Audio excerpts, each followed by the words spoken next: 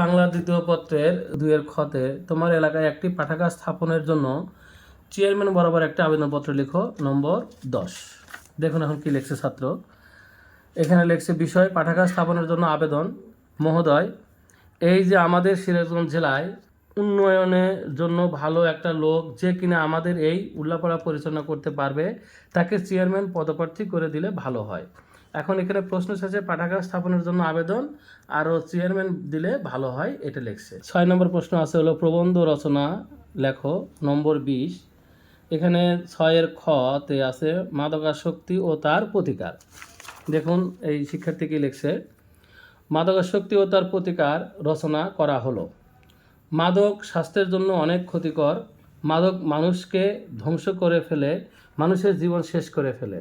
মানুষ মাদক আসক্ত হয় কখন জানো? একটা মেয়ে যখন একটা ছেলেকে ছেড়ে চলে যায় তখন সে মাদক আসক্ত হয়।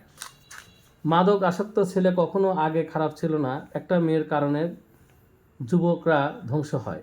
একটা ছেলেকে ভালো করতে হলে তাকে বিয়ে করিয়ে সে 100% ভালো হবে না। এই বিষয়গুলো আসলে লিখলে কখনোই নম্বর আশা করা যায় না।